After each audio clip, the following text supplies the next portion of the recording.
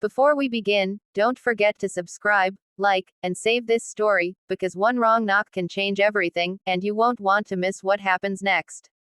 She had already been working for 10 hours straight, her phone buzzing nonstop with delivery notifications, her feet aching inside worn sneakers as the sun dipped low over the quiet suburban street that didn't match the address glowing on her screen, because this place felt too silent, too expensive, too far removed from the cramped apartments and noisy buildings she usually delivered to. Yet the app insisted she was standing at the right spot, so she adjusted the strap of her delivery bag, double-checked the house number etched into the stone pillar, and told herself she'd drop the food, snap the picture, and leave, unaware that this single decision would fracture her life into a before and after she'd never be able to stitch back together. The house was massive but restrained, no flashy lights or dramatic gates, just a tall iron fence partially open as if it expected her, the porch light glowing warm against the encroaching dusk, and when she knocked, softly at first, then louder, she felt a strange heaviness settle in her chest, the kind of instinctive warning people often ignore until it's too late, and just as she considered turning away, the door opened, not slowly, not cautiously, but with controlled certainty, revealing a man whose presence filled the doorway as completely as his shadow swallowed the porch, tall, broad-shouldered, impeccably dressed in a dark shirt with sleeves rolled just enough to show strong forearms, his face calm yet unreadable, eyes sharp and observant, and for one suspended second neither of them spoke, the air between them charged with something she couldn't name, until she cleared her throat and offered a polite, tired smile, explaining she had a delivery for an address that now suddenly felt wrong, apologizing automatically the way service workers are trained to do, but instead of correcting her or shutting the door, the man looked at the bag, then back at her face, and smiled, not a friendly smile, not a cruel one, but something unsettlingly measured, as if he'd just discovered an unexpected advantage, and in a voice that was smooth, low, unmistakably American with a hint of authority that made people listen without realizing why, he said she must be exhausted and that mistakes happen, stepping aside slightly as if inviting her in, and when she hesitated, heart pounding, he added gently, "You're already here.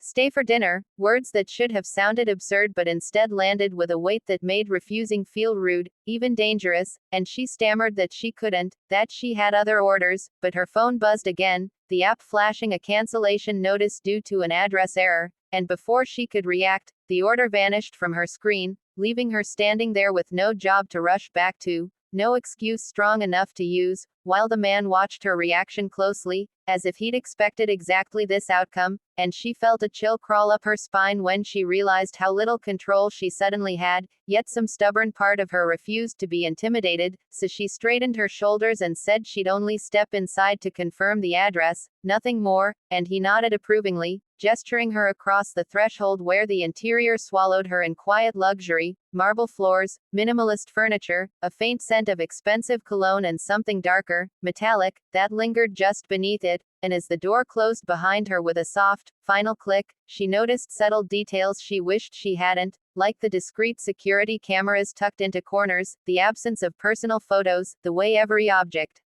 seemed placed for function rather than comfort, signaling a man who didn't live casually or without enemies, and when she turned back to him, ready to excuse herself, he was already moving toward the dining area, removing his watch as if this were the most normal interaction in the world, telling her to sit, to breathe, to eat something warm, and it struck her then that this wasn't a request but a decision already made, and when she asked, half joking, half terrified, what if she didn't want to stay, he paused, met her eyes directly, and said with that same calm smile, "Then I'd worry about you walking out alone," and in that moment she understood that this man wasn't just confident, he was powerful in ways that didn't need to be explained aloud, and though she didn't yet know his name or reputation, she felt it in the air, in the controlled silence, in the way her instincts screamed while her curiosity anchored her feet to the floor, and as she finally sat at the long dining table, heart racing, she told herself she'd eat quickly and leave, unaware that the man watching her from across the room, the man who owned this house, this silence, this moment, had no intention of letting her disappear back into anonymity, because from the instant she knocked on the wrong door, she had stepped into a world where accidents were opportunities, and he had already decided she was one worth keeping. She tried to convince herself that the chair beneath her was just a chair, that the polished wood table and soft lighting were simply expensive tastes and not symbols of control, yet every movement in the room seemed to respond to the man's presence as if the house itself recognized him as its center, and as she sat there clutching her delivery bag like a shield, she noticed how he moved with quiet efficiency, unhurried but precise, the kind of man who never wasted motion, never second-guessed a decision, and when he returned with 2 plates of food, real food, not takeout, she felt a flicker of confusion cut through her fear, because nothing about this situation followed the rules her instincts had prepared her for. He placed the plate in front of her first, a deliberate gesture that suggested intention rather than courtesy, and told her to eat while it was warm, explaining in a tone that sounded almost conversational that he disliked wasting good meals, and she hesitated only a second before picking up her fork, hunger winning the internal battle against caution, the first bite grounding her in reality enough to notice how carefully he watched her, not with hunger or threat but with analysis, as if she were a puzzle he'd unexpectedly been handed and was now considering whether to solve or discard, and when she finally looked up, he asked her name, and she gave it reluctantly, feeling strangely exposed by the simplicity of the exchange, while he offered his own first name only, nothing more, the omission deliberate and unsettling, because powerful men rarely needed full introductions, and as the minutes passed, the tension eased just enough for her thoughts to drift, noticing the faint hum of security beyond the walls, the way the windows showed nothing but darkness despite the early hour, the property isolated from neighbors, from witnesses, from escape, and when she joked nervously about how her friends would think she'd vanished into thin air if she didn't leave soon, his expression shifted almost imperceptibly, the smile fading into something sharper, and he reminded her that phones worked both ways, that no one was keeping her against her will, yet when she reached for her phone, she realized the signal was gone, the bars replaced by a mocking, no service, and though she laughed it off,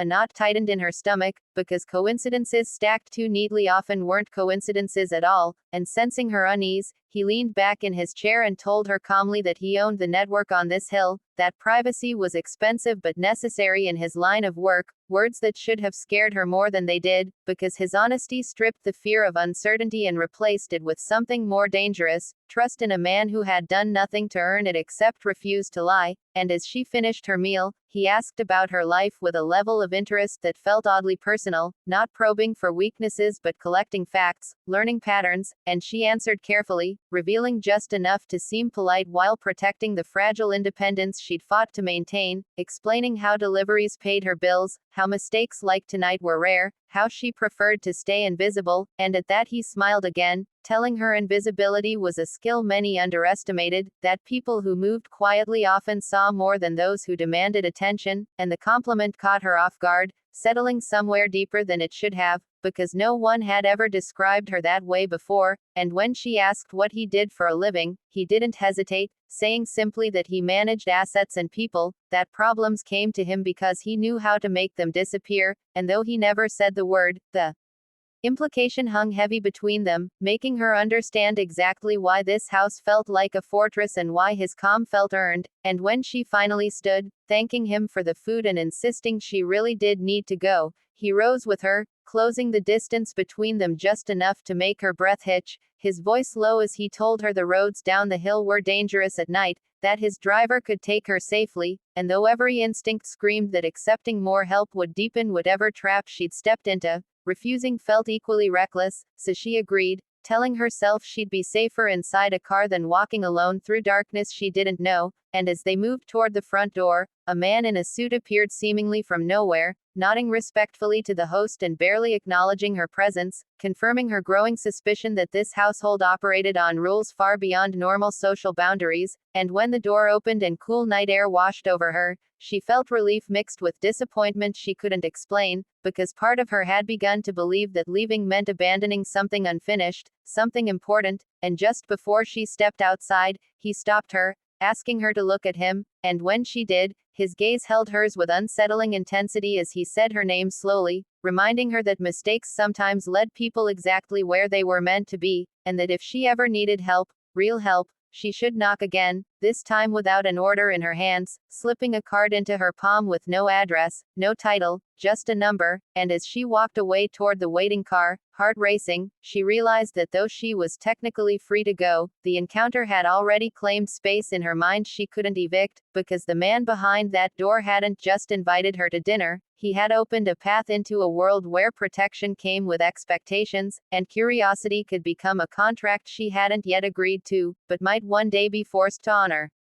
The ride down the hill was silent except for the soft hum of the engine and the city lights slowly emerging in the distance, and she sat rigid in the back seat, hands folded tightly in her lap as if still holding onto the invisible weight of the card he'd pressed into her palm, replaying every second of the evening in her mind with obsessive detail, wondering which moment she should have handled differently, which word or glance had altered the course of a night that was supposed to end with a simple delivery confirmation, and when the driver finally stopped outside her building, she exhaled a breath she hadn't realized she'd been holding, thanking him quickly before stepping out and watching the car disappear as smoothly as it had arrived, leaving her alone under a flickering streetlight that suddenly felt smaller, less secure, and as she climbed the stairs to her apartment, the normal sounds of her world, distant sirens, a neighbor's TV, footsteps in the hallway, felt strangely muted, as if she were returning from somewhere far more dangerous than she could explain, and once inside she locked the door, leaned against it, and let her knees weaken just enough to remind her she was human, pulling out the card again to stare at the number etched cleanly into matte black, no logo, no name, just certainty, and though she told herself she'd never use it, that the night was an anomaly she could bury under routine and exhaustion, she slipped it carefully into her wallet instead of throwing it away, a quiet admission that part of her wanted a lifeline powerful enough to change things if the ground ever disappeared beneath her again, and over the next few days she tried to resume her normal rhythm, accepting orders, navigating traffic, smiling politely at customers, but the memory followed her like a shadow she couldn't outrun, especially when she noticed subtle changes around her. An unfamiliar car parked across the street one morning that vanished by afternoon, a sense of being watched that came and went without explanation, and when a man at a late-night delivery tried to corner her in a poorly lit parking lot, her fear spiked sharply, her pulse roaring in her ears as she slipped past him and escaped, shaking, to her car, and it was then, hands trembling on the steering wheel, that she understood the card was no longer just a souvenir but a decision waiting to be made, because the world she lived in didn't protect people like her, and the man behind the wrong door had made it clear that his world did, at a price she didn't yet understand, and that night, after hours of internal debate, she dialed the number, hanging up twice before it even rang, and when she finally let it connect, the voice on the other end answered immediately, calm and unmistakable, as if he'd been expecting her call all along, greeting her by name without surprise, sending a chill through her spine as she realized how closely she'd already been observed, and she told him about the incident in the parking lot, downplaying her fear even as her voice betrayed it, and he listened without interrupting, then asked her where she was, his tone shifting from curiosity to command, and though every rational thought told her to refuse, she found herself answering honestly, because something about his certainty cut through panic like a blade, and within minutes he told her to stay put, that someone was already on the way, and when she protested that she didn't want trouble, he replied simply that trouble had already noticed her, and ignoring it wouldn't make it disappear, and less than 10 minutes later a familiar car pulled up, the same driver stepping out with the same respectful nod, escorting her inside without questions, and as the city lights blurred past again, she realized how easily she'd crossed a line she'd sworn never to approach, surrendering control not because she was weak, but because she was tired of being vulnerable, and when they returned to the house on the hill, the door opened before she knocked, revealing him standing there as composed as ever, though something in his eyes had hardened, an edge sharpened by the knowledge that someone else had dared to frighten what he now considered under his protection, and as she stepped inside, he assured her she was safe here, that no one would touch her without consequence, and though relief washed over her, it was followed by the heavy understanding that safety in his world was never free, and over the next hours he asked detailed questions about her routes, her schedule, the places she felt least secure, committing everything to memory with the efficiency of a man used to planning outcomes, and when she finally asked why he was doing all this for her, he paused, considering the truth he was willing to give, telling her that he didn't believe in coincidence, that people who entered his life did so for a reason, and that she'd reminded him of something he'd lost long ago, normalcy, perhaps, or innocence, or the life that existed before power replaced choice. And as dawn approached, he offered her a guest room, insisting she stay until he was satisfied the threat was handled, and as she lay awake staring at an unfamiliar ceiling, she realized that the wrong door she'd knocked on wasn't just a physical place but a gateway into a world that would now shape her future whether she liked it or not, because the moment she'd asked for his help, she'd become part of his territory, and he was not a man who released what he claimed lightly. Morning arrived quietly in the house on the hill, filtered through sheer curtains that softened the sharp lines of a room designed more for security than comfort, and she woke slowly, disoriented by the unfamiliar weight of silence that replaced the usual city noise of her apartment, sitting up in the large bed and reminding herself where she was, how she'd gotten here, and why her phone sat charging on the nightstand with a full signal for the first time in days, a subtle reassurance that nothing in this house happened by accident, and when she stepped into the hallway, she noticed how everything moved with quiet purpose, staff appearing and disappearing without conversation, doors opening before she reached them, the air thick with a sense of order enforced by unseen rules, and as she entered the kitchen, she found him already there, sleeves rolled up, reading something on a tablet while coffee brewed nearby, his presence grounding yet intimidating, because he looked like a man who'd been awake for hours making decisions that affected lives far beyond these walls, and when he glanced up and met her eyes, his expression softened just enough to remind her that last night hadn't been a dream, offering her coffee and asking if she'd slept well, the normalcy of the question clashing with the reality of who he was, and as she nodded and accepted the cup, their fingers brushed briefly, sending an unexpected spark through her that she quickly dismissed as stress, because attraction to a man like him was a liability she couldn't afford, and over breakfast he informed her calmly that the situation from the parking lot had been handled, that the man would not bother her again or anyone else, and though she didn't ask for details, the finality in his tone told her everything she needed to know, replacing her fear with a complicated mix of relief and guilt, because safety purchased at someone else's expense weighed heavier than danger she could see coming, and sensing her discomfort, he reminded her that he didn't act without cause, that protection was not cruelty when it prevented harm, words that sounded practiced, like a philosophy built over years of necessity, and when she asked what he expected from her in return, the air between them shifted noticeably, his gaze sharpening as he set his cup down, telling her he wasn't interested in ownership, that he valued consent and clarity above all else, but that involvement in his world required honesty, discretion, and trust, explaining that he needed someone close who wasn't already compromised by power or ambition, someone who saw the world as it was rather than how they wanted it to be, and though he never said it outright, she understood that he was offering her proximity, not servitude, an opportunity to exist near power without being swallowed by it, and that possibility terrified her more than outright coercion would have, because it meant choice, and responsibility, were hers, and as the day unfolded, he insisted she take time to rest while he attended to business, leaving her with access to the grounds and a subtle escort that never intruded but was always present, and walking through the property, she began to see the man behind the reputation in fragments, a garden meticulously maintained, a small room filled with books instead of weapons, a photo tucked into a drawer of a younger version of him with someone she didn't recognize, smiling freely, proof that he hadn't always been this controlled, and when he returned that evening, their conversation grew more personal, touching on her dreams, the life she'd postponed in favor of survival, the quiet resilience it took to navigate a world that rarely noticed people like her unless they made mistakes, and he listened with an intensity that made her feel seen rather than studied, confessing in turn that power was isolating, that people around him rarely spoke honestly, and that her unfiltered reactions were refreshing, dangerous as they were, and as days passed, a rhythm formed, she stayed, not as a prisoner but not entirely free either, learning the unspoken rules of his environment, understanding when silence was protection and when questions were welcomed, and gradually she realized that the real danger wasn't the enemies he guarded against but the way her presence affected him, softening edges he'd spent years sharpening, because he began to linger in conversations, to ask her opinion before decisions that didn't concern her, to watch her reactions as if recalibrating his moral compass by them, and one night, as they stood on the terrace overlooking the city lights below, he admitted that letting her stay was a risk he rarely took, that attachments created leverage others could exploit, and when she suggested she should leave to avoid becoming that weakness, he didn't answer immediately, the pause heavier than words, finally saying that strength wasn't the absence of vulnerability but the willingness to defend it,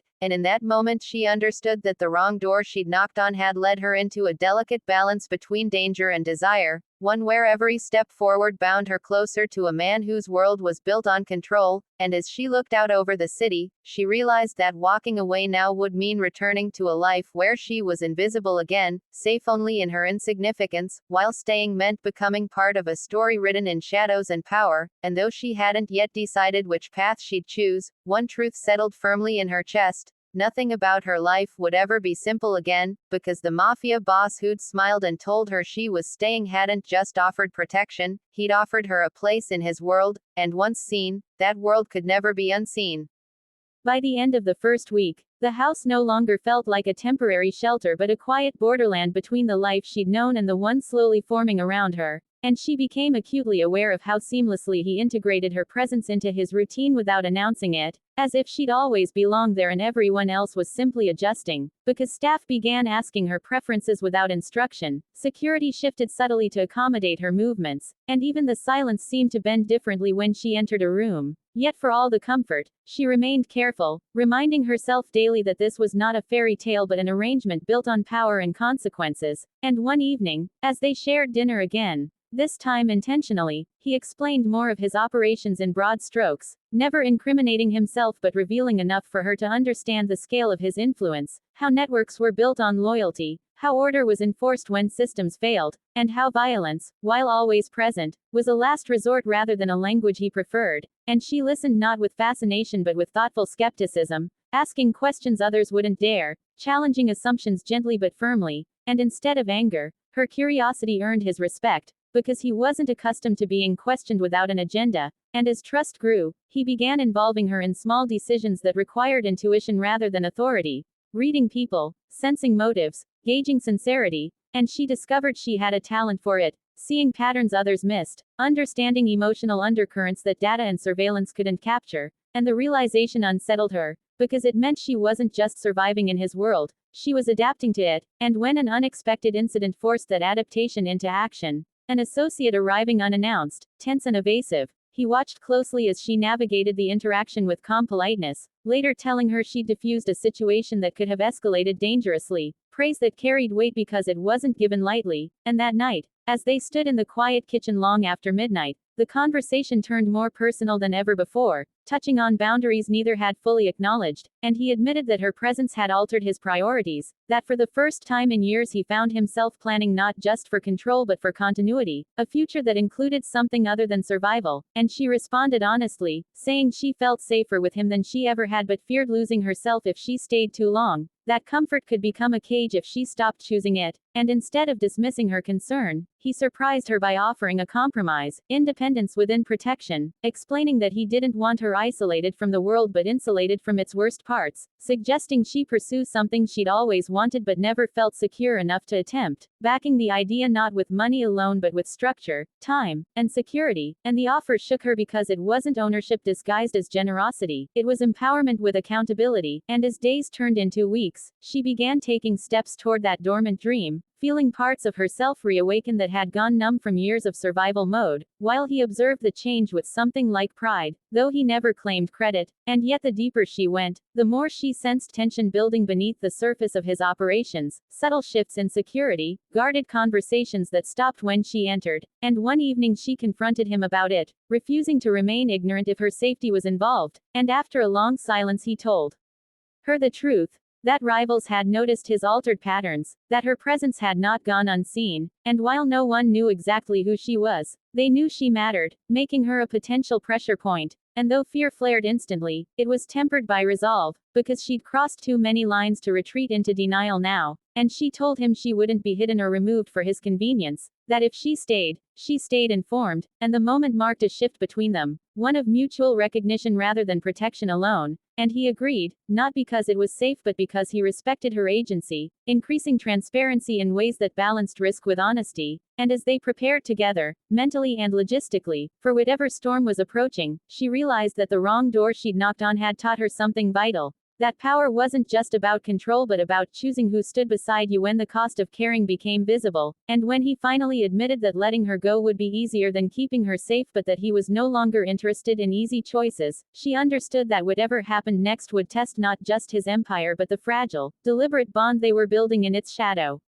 The tension she had sensed finally surfaced in ways that could no longer be softened by routine or quiet reassurances, because one morning the house woke before dawn with a subtle urgency that rippled through the corridors, security moving faster, voices lower, decisions made without explanation, and though no one told her outright, she felt it in the air. The calm before something violent and irreversible, and when he joined her in the sitting room, already dressed and focused, she didn't ask what was wrong but instead asked what he needed from her. A shift in their dynamic that didn't go unnoticed, and he told her honestly that intelligence suggested a breach was being tested, not an attack yet but a question posed by his rivals to see how far his defenses extended, and the knowledge that she might be the reason for that test filled her with a cold resolve rather than fear, because running now would confirm their suspicions, while staying composed would deny them leverage, and so she agreed to follow protocol, remaining visible but protected, refusing to vanish, and as the day unfolded, she watched him operate under pressure, issuing instructions with calm authority, absorbing complications without letting them show, and she began to understand how power functioned not through intimidation but through consistency,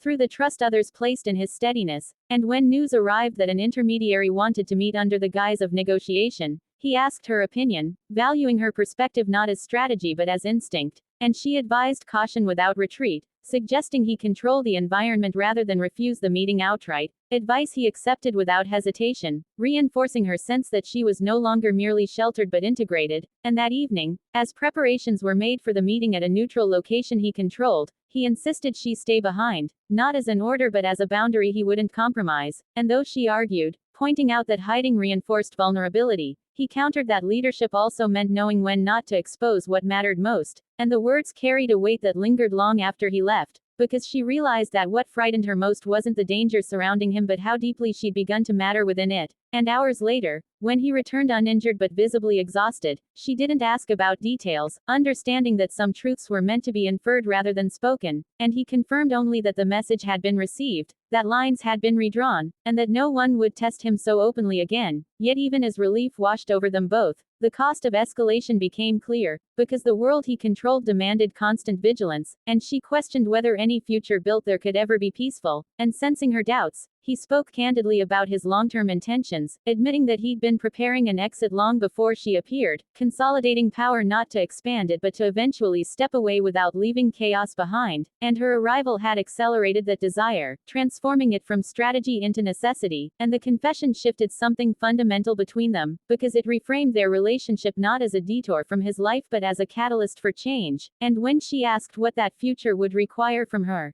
he answered without hesitation, partnership, honesty, and the courage to walk away when the time came, even if it meant leaving him behind to face consequences alone, and though the thought hurt more than she expected, she respected the integrity of the request, recognizing that love built on captivity was not love at all, and as days passed without incident, she began preparing herself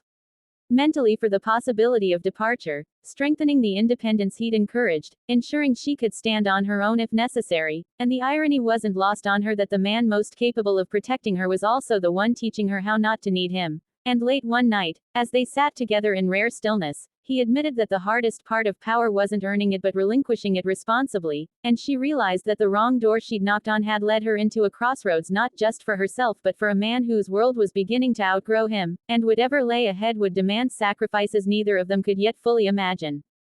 The days that followed carried an uneasy calm, the kind that felt less like peace and more like a held breath, and she sensed that something decisive was approaching even if no one said it aloud, because conversations grew shorter, departures more frequent, and when he was present, his attention lingered on her with a quiet intensity that suggested final calculations were being made, and though fear brushed the edges of her thoughts, it was tempered by a surprising steadiness, because she had changed too, no longer the woman who had knocked on a stranger's door apologizing for a mistake, but someone who understood the weight of choices and the cost of standing beside power without being consumed by it. And one evening he invited her to walk the grounds with him, A simple gesture that felt ceremonial in its timing. And as they moved through the garden paths lit by low lanterns, he spoke of the future in measured tones, explaining that he had set plans in motion to transfer control to people he trusted, dissolving certain alliances, tightening others, not in pursuit of dominance but in preparation for absence. And she listened without interruption, knowing that these weren't confessions made lightly but acknowledgments of an ending that would reshape everything. And when she asked what would happen to him afterward, he didn't evade the question, admitting that there would be consequences he couldn't escape,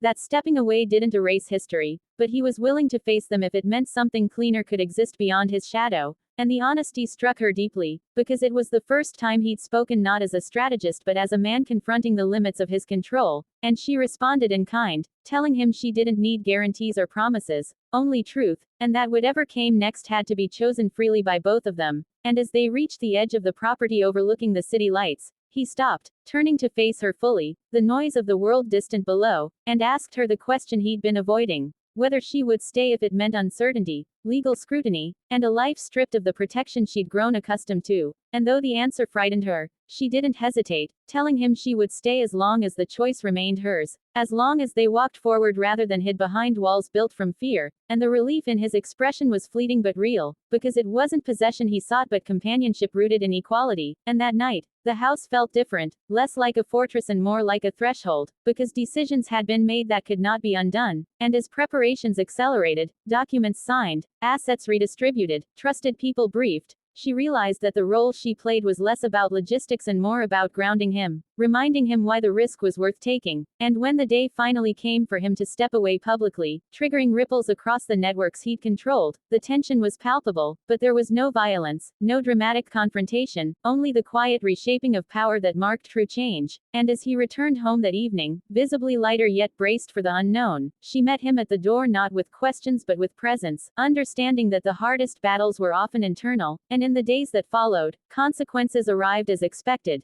Scrutiny from authorities, distance from former allies, the slow unraveling of a life built on secrecy, but alongside them came something neither had anticipated: freedom defined not by safety but by honesty. And as they prepared to leave the house on the hill behind, packing only what mattered, she looked back one last time at the door she'd knocked on by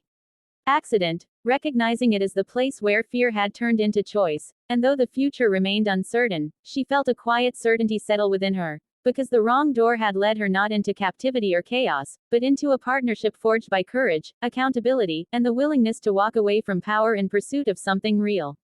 The winter months passed with a quiet intensity, the kind that only comes when life settles after chaos, and Emma felt it deep in her bones, a sense of steadiness she hadn't known was possible, waking each morning not with dread but with anticipation, not of events she couldn't control, but of choices she could make. And the studio became more than a workspace, it became a sanctuary, a tangible proof of her independence and vision, where colors and shapes on canvas mirrored the freedom she now carried within herself. And Luca never interfered, never dictated, only supported when asked, offering perspective or resources without overshadowing her decisions. And Emma began to see the depth of his respect, not as a luxury, but as the foundation of the life they were building together. And in those months, their connection deepened, evolving naturally, filled with quiet understanding, playful teasing, and the rare moments of unguarded vulnerability, where Luca's armor slipped just enough for her to see the man behind the controlled presence, a man capable of both extraordinary restraint and unexpected warmth.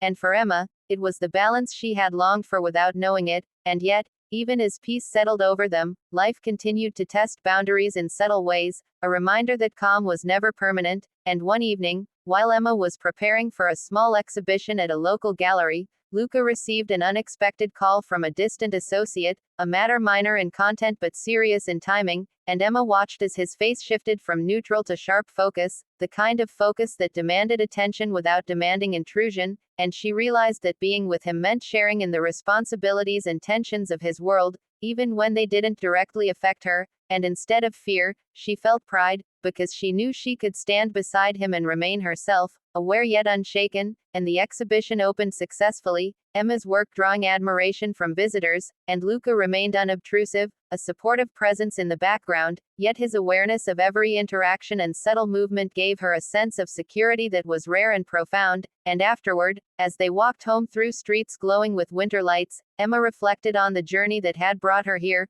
from the fear in a crowded cafe to the autonomy she now claimed, and she understood that courage was cumulative, built by choosing herself over fear again and again, and Luca, sensing her introspection, offered his hand, a silent gesture of partnership rather than possession, and she took it, their fingers interlacing naturally, a physical acknowledgement of shared paths without ownership, and in that simple gesture, Emma felt the culmination of months of trials, choices, and growth, the blending of trust, respect, and affection into something steady and enduring, and as they entered their apartment, lights dimmed against the softly falling snow outside, Luca pulled her close, not to shield her but to share the warmth of connection, and Emma realized that strength and love were not opposites, but complementary forces, each reinforcing the other, and in the weeks that followed, life unfolded in a rhythm that was demanding yet manageable, filled with moments that tested patience, negotiation, and empathy, but also laughter, intimacy, and the rare thrill of unplanned joy, and Emma discovered that she had a voice she had never fully exercised before, not just in art or conversation, but in shaping the course of her own life, setting boundaries, and expressing desires without hesitation, and Luca,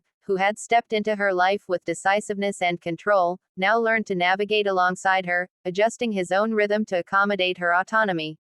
A subtle but significant shift that spoke volumes about the trust they had cultivated, and yet, even in this seemingly stable world, the echoes of the past never fully disappeared, the memories of Ryan, the fear, the public humiliation, the days of running and hiding, they lingered not as chains but as reminders, shaping her choices with wisdom instead of constraint, and Emma accepted them without bitterness, understanding that past trauma could inform strength rather than diminish it, and as spring approached, she began planning a larger studio space, a place where she could teach, mentor, and expand her artistic influence, and Luca supported this vision without interference, offering resources and advice only when asked, never overshadowing her, and Emma realized that this partnership was rare, a balance of power, respect, and affection rarely seen in the worlds he inhabited, and one afternoon, while reviewing plans for the new studio, Emma received a message from an unknown number, but unlike the threatening messages of the past, this one was simple, an apology from someone connected to Ryan's circle, acknowledging mistakes, and Emma felt the old instinct to react, to doubt, to worry, but she paused, took a deep breath, and chose indifference instead, deleting the message without forwarding it, because her peace was not to be negotiated by those who had caused chaos, and when she told Luca, he didn't lecture or warn, he simply nodded, proud not of her restraint alone but of the mindset that allowed her to claim her life fully, and as they spent the evening together, sipping tea by the window, watching the city lights reflect on the river below, Emma felt an overwhelming sense of completion, not perfection, not freedom from challenges, but the rare certainty that she was standing in her own life fully, and beside her was a man who had proven that protection did not require control, that love could coexist with power without suffocation, and in that quiet moment, she understood that the slap in the cafe, the fear, the years of running, all of it had led to this, the realization that courage was not a single act, but a series of decisions, and that love, real love, was built on respect, partnership, and trust, and as the night deepened, Luca pulled her into his arms, not possessively, not urgently, but as a gesture of shared life and shared choice, and Emma rested there, finally, completely, knowing that whatever storms might come in the future, she was no longer defined by fear, that her story was her own, and that standing beside Luca, they could face anything, not as victim and protector, but as equals, as partners, and as the snow fell gently outside, blanketing the city in quiet, Emma closed her eyes, the past finally behind her, and felt a future that was open, wide, and wholly hers, and in that openness, she smiled, truly, freely, understanding at last that survival had been the first step, but living, fully and unafraid, was the victory.